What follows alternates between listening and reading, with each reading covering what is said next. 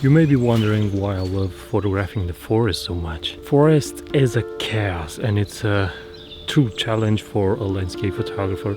I think it's one of the most difficult subjects to photograph because of the clutter and the chaos. But if you manage to find order in all that chaos, I think you can get some really beautiful photos. And this is yet another video of my forest photography. And I think if you watch this video just like you've watched previous videos where I photographed in the forest, you'll learn a little bit more about my technique and my way of finding compositions in the forest and finding interest in different elements of the forest. Today I'm using a 24 to 105 millimeter lens on a full frame body. It's my 6D, it's Mark 1. Many people ask me why I don't upgrade my 6D to 6D Mark 2 or maybe 5D Mark 4. In my opinion, the 6D is a very capable camera if you know how to photograph with it. So it's going to be another couple of months at least until I upgrade, and when this upgrade will happen, it's going to be a 6D Mark II. And right now I'm going to follow this trail into the forest, and you may want to follow me if you want to learn a little bit about my philosophy when photographing forests. It's not a foggy day, and if you are a follower of this channel, you know that I like to photograph the forest usually in foggy days, but today has a little bit of fog, has a little bit of dark sky. The atmosphere, it's really gloomy if you want. It's really dark, and I think it could create some really interesting photos. And you may wonder why I'm here in the forest if my perfect conditions are not met. The first reason is because as a landscape photographer, I always like to go outside. I always like a good challenge like it is today. But the second reason is that when you have days like this, the warm shadows can be at your advantage, especially in the forest. So what I'm going to look after is areas of darkness and light. And I'm going to place myself into the darkness and I'm going to photograph towards the light. It's a little bit easier to say than to do it, to actually do it, because you have to understand the camera sensor and how the sensor sees light. And once you will manage to do that, once you will understand the differences between light and darkness in terms of stop of light for your camera sensor, then you can make some really dramatic photos right inside the camera.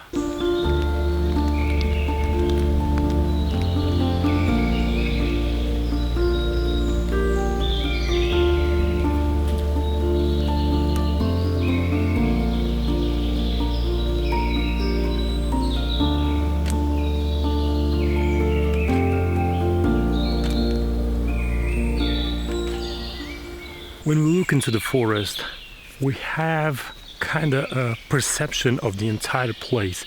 Even though we are looking and we are fixed with our eyes only on a small portion of the landscape, our brain kind of lets us feel the landscape, that it's all around us, and maybe we don't necessarily see it. If you take a look forward and then you try to concentrate on the edges of the landscape in front of you, you'll notice that you don't see anything clear, but still you have a perception of that landscape. And that is why I think in photography you should try to capture that and to express that. Now, my way of doing that is to photograph the forest mainly in panoramas. This is something new that I started to explore recently for about a year and something, maybe 2 years. Up until then, I photographed the forest only in one shot, but as the time passed, I realized that I need a shot that it's much more like the landscape I'm in, vast.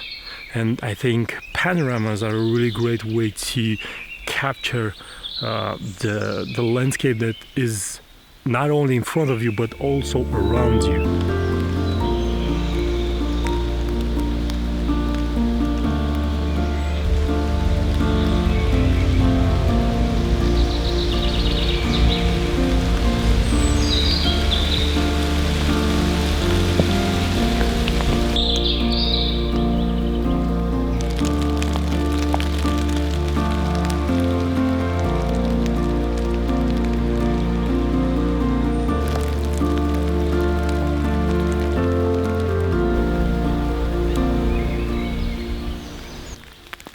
think this kind of trails work very well to photograph as panoramas. You have a really wide trail in the middle of the shot, and you have some beautiful forest around that. Again, the same thing with the trail behind me. Whenever I see such a wide trail, I'm trying to look for some trees that are kind of guarding the trail, some interesting trees as shapes, and then you can do a really interesting panorama. You can also do a really low shot to capture the trees going up like this. You can see they're really tall, and you can get some dramatic shots. Forests are places where you can experiment a lot with your landscape photography in terms of where to position the camera.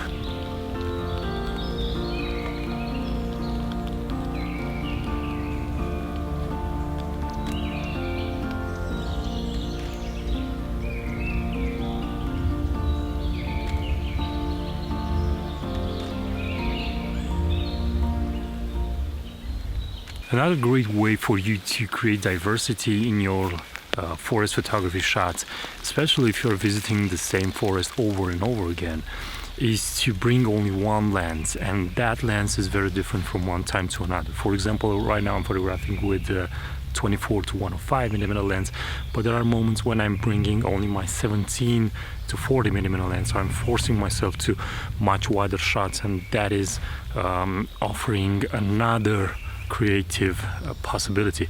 Other times I'm bringing my 35 1.4 millimeter lens, or my 50 millimeter lens 1.4, or my 85 millimeters 1.8, or my 70 to 200 millimeters.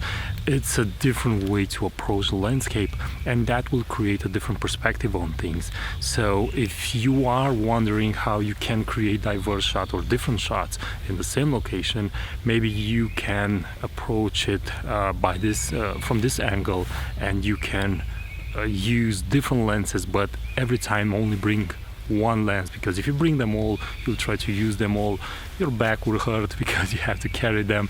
If you bring only one lens, you'll focus only on a certain type of landscapes, and I think you can be much more creative when you don't have that many lenses to choose from.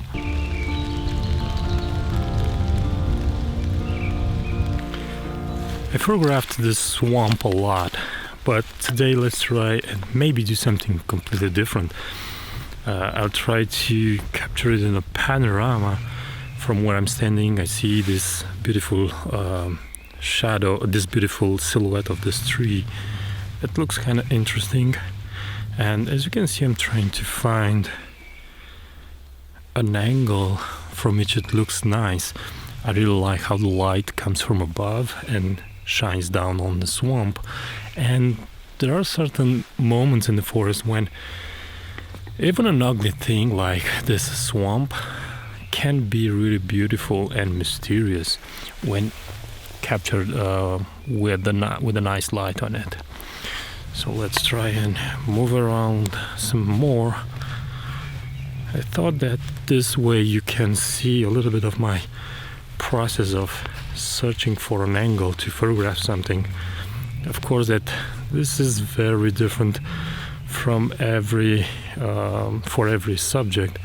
I'm not always rotating myself like this around the point of interest, but this swamp it's really big, so I'll need to make sure that what I'm doing is correct, and the image that I'm obtaining, it's an interesting and beautiful one. So I think I'll gravitate towards this end, or maybe that end over there. I would not want to go over there because I already have a couple of shots.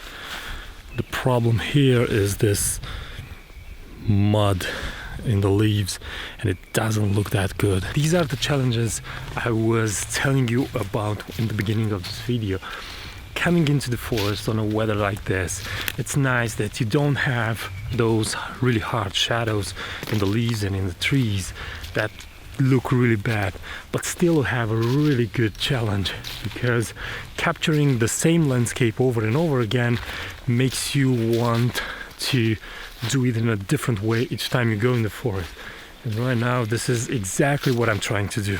I'm trying to show you a different perspective of the swamp, and I really hope that I'll be able to do it. This is the angle from which I'm photographing this swamp a lot, but I will try to change it. Let's bring the cameras and the tripods. Because yeah, I'm traveling with 2 tripods if I want to also film these vlogs. It's not easy. It's not always pleasant when I'm doing it, but when I'm looking back at all my videos and I see my small nature adventures, I think it's a really interesting moment.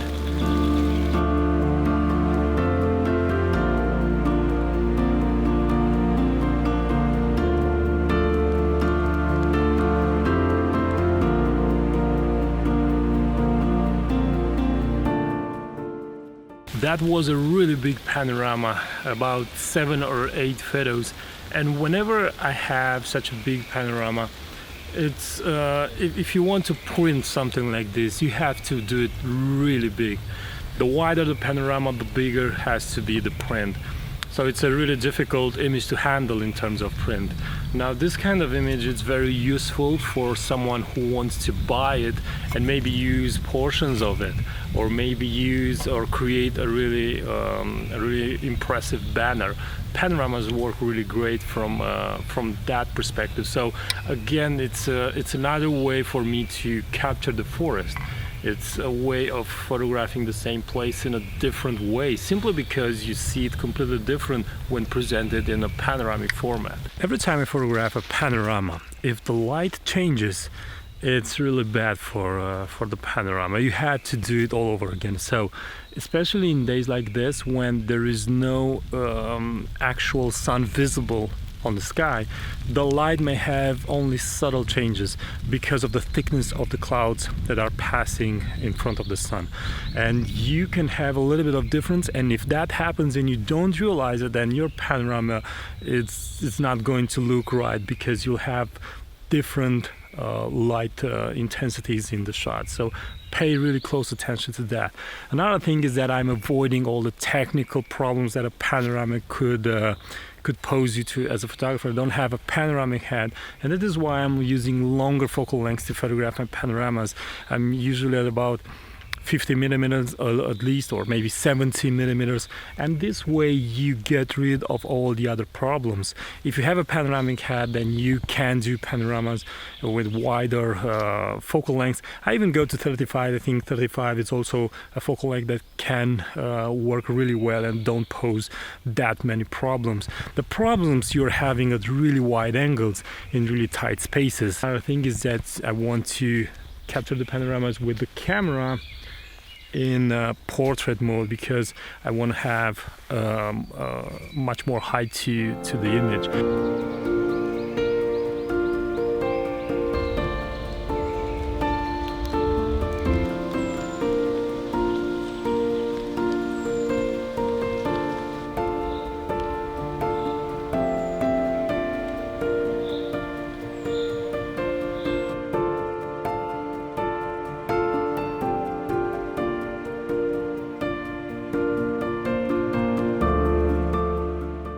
I'm really excited because in 2 days I'm gonna leave for Tuscany.